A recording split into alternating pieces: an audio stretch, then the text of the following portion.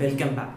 तो हमारा चल रहा है मीन, सेंट्रल टेंडेंसी में मीन में हम डायरेक्ट मेथड देख चुके हैं, अज्यूम्ड मीन मेथड भी देख चुके हैं। ठीक है, दोनों ही बहुत सिंपल थे। अब हमारे पास एक और नई मेथड है जो है स्टेप डेविएशन।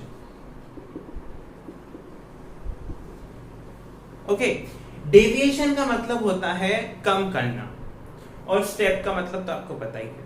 तो स्टेप डेविएशन में जब आप कैलकुलेशन पार्ट करते हैं, ठीक है, ये नाम ही और जो हम करेंगे वो एक दूसरे के आयरनी है।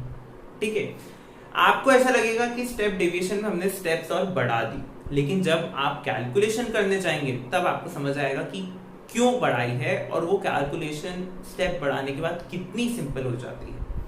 ठीक है, तो स्टेप डेविएशन, अब देखिए, जब आप इसमें मीन निकालेंगे तो ए, मुझे बताने की जरूरत नहीं है ए क्या है। ए आपका है अज्यूम्ड मीन, फिर भी मैं लिख देता हूं, ए इज अज्यूम्ड मीन।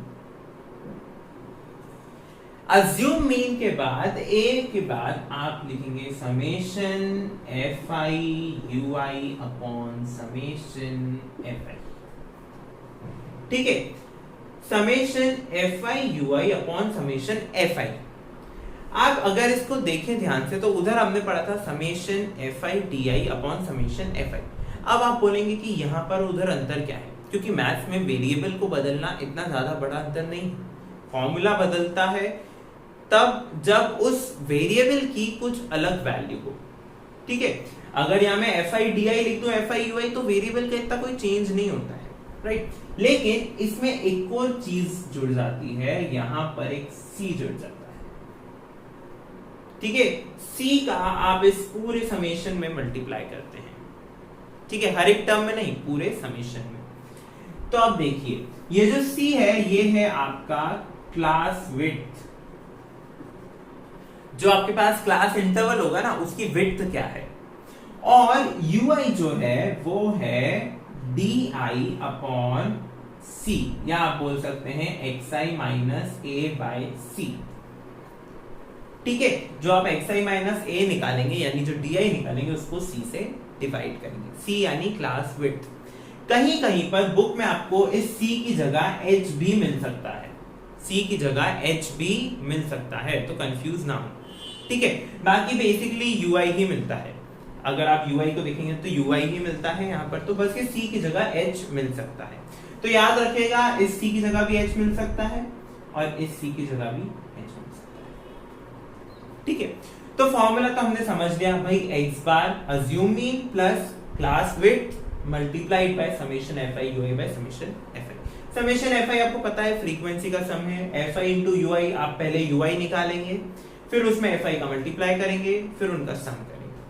तो देखिए क्वेश्चन क्या गिवन है, मार्क्स गिवन है आपके पास, मार्क्स क्लास इंटरवल्स के फॉर्म में है। जैसा कि मैंने लास्ट वीडियो में भी कहा था, क्लास इंटरवल्स है तो आपको मिड वैल्यूज यानी एक्स आई निकालनी पड़ेगी, लेकिन अगर सिर्फ सिंगल वैल्यूज दी हुई हो तो आप उनको ही एक्स आई मान सकते हैं। क्योंकि यहाँ पर सिंगल वैल्यूज नहीं गिवन है तो हमको एक्स आई निकालना पड़ेगा, एक्स आई यानी मिड वैल्यूज निकालनी पड़ेगी। सो 5 10 मिड वैल्यू 7.5 12.5 17.5 22.5 27.5 32.5 37.5 एंड 42.5।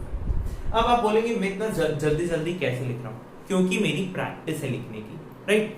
मैं ये बहुत बार क्वेश्चंस कर चुका हूं तो मुझे पता है। मैंने जब नोट्स बनाए तब मैंने ये क्वेश्चन किया, जब मैंने बुक्स में से पढ़ा तब मैंने क्वेश्चन किया, जब मैंने 11th पढ़ी थी तब मैंने ये क्वेश्चन किया, राइट। और अभी फिर मैं वापस लिख रहा हूं। तो आप जब करेंगे तब अपने आप, अगर आप 2 टर्म लिखेंगे उसके बाद अपने आप आपको आइडिया हो जाएगा, अच्छा ये तो +5 करके ही चल रहा है। और ये जो +5 हो रहा है ना, ये क्या है, ये आप देखिए यहाँ पर, यही आपकी क्लास विड्थ है। क्लास इंटरवल की विड्थ क्या है, 10 - 5 5, राइट। तो इस क्वेश्चन में हमारे पास सी की वैल्यू आ गई है जो है 5, सी की वैल्यू आ गई है 5, क्लास विड्थ आ गई हमारे पास 5। एक चीज तो आ गई। चलिए फ्रीक्वेंसी का सम निकाल ही लेंगे, फ्रीक्वेंसी का सम निकाल के यहां लिख दीजिए। ठीक है, उसके बाद fi आ गया, xi आ गया, वापस वही अज्यूम्ड मीन मानना है हमें कोई, तो दोनों तरफ से हम एक एक वैल्यू छोड़ देते हैं। सो सपोज मैं 22.5 को मैंने अज्यूम मीन ले लिया a, 22.5 को मैंने अज्यूम मीन ले लिया a। ठीक है, लास्ट जो हमने अज्यूम मीन मेथड पढ़ा था उसमें हमने कहा था कि ज्यादा फ्रीक्वेंसी वाले को हम अज्यूम मीन मान रहे हैं। मैंने वो क्वेश्चन कम फ्रीक्वेंसी वाले से भी करके देखा, तो कोई दिक्कत नहीं आएगी इसमें, आंसर सेम टू सेम आ रहा है, कोई चेंज नहीं है। यहां पर देखिए, यहां पर मैंने 22.5 को अज्यूम मीन माना, अब मुझे निकालना है ui, राइट। अगर आपको डायरेक्ट ui निकालने में दिक्कत हो रही है तो पहले आप बना लीजिए di का कॉलम जो है xi माइनस 22.5, और फिर आप बनाइए ui का कॉलम जो है di/5।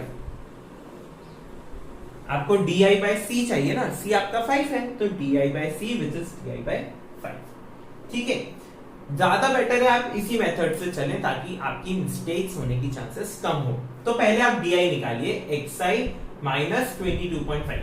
तो जब आप di निकालने जाएंगे तो आपके पास कुछ ऐसा आएगा,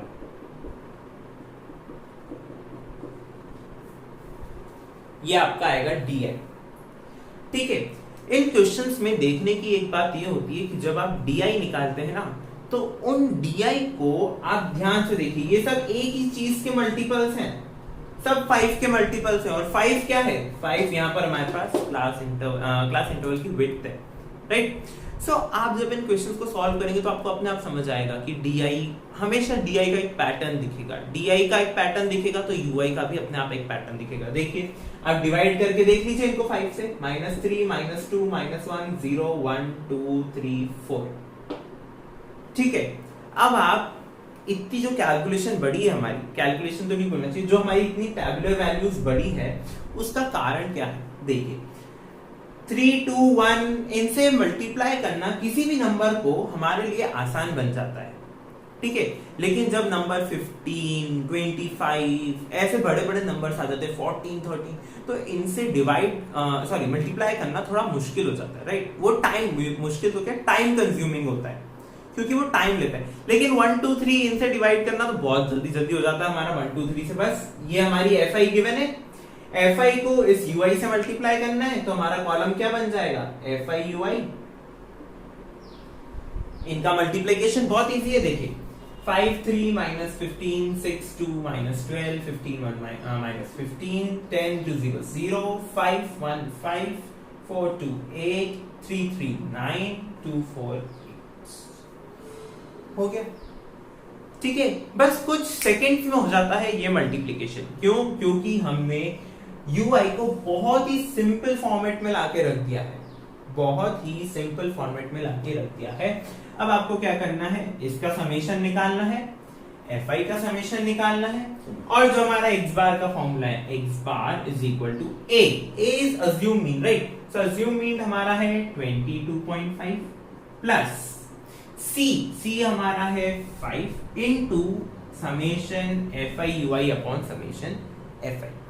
सो समेशन fi ui की आपके पास वैल्यू आती है, जब आप फाइनल इसको सॉल्व करते हैं तो आपके पास वैल्यू आएगी -12, ये आपके पास आ रहा है -12 और ये है आपके पास 50। So this becomes -12 upon 50।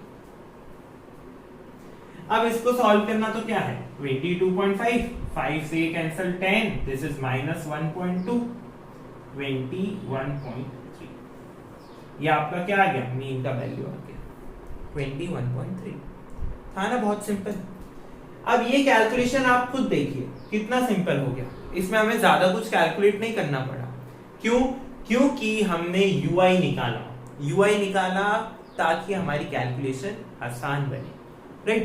सो ये था स्टेप डेविएशन मेथड। नोट्स में आपको ये क्वेश्चन सॉल्व मिलेगा और भी प्रैक्टिस क्वेश्चंस मिलेंगे, राइट। सो नोट्स के बारे में अब मुझे बार बार बताने की जरूरत नहीं है, नोट्स हैंड रिटन है, ये आपको पता है, आप उन्हें चेक जरूर करें, ओके।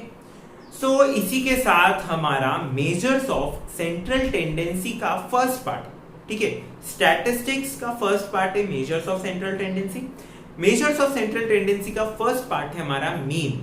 तो मीन की 3 मेथड्स थी, डायरेक्ट मीन, अज्यूम्ड मीन और shortcut method, step deviation method. Okay, ये तीनों मेथड हमारी फिनिश हो चुकी है। अगले वीडियो में हम देखेंगे कि मीडियन के बारे में हम क्या क्या जानते हैं और मीडियन के बारे में हमें क्या क्या और जानना है, उसको मीडियन को सॉल्व करने की और क्या क्या टेक्निक्स है हमारे पास। ठीक है, तो मिलते हैं अगले वीडियो में, तब तक के लिए हमारे साथ बने रहिए। Thank you for watching and keep supporting.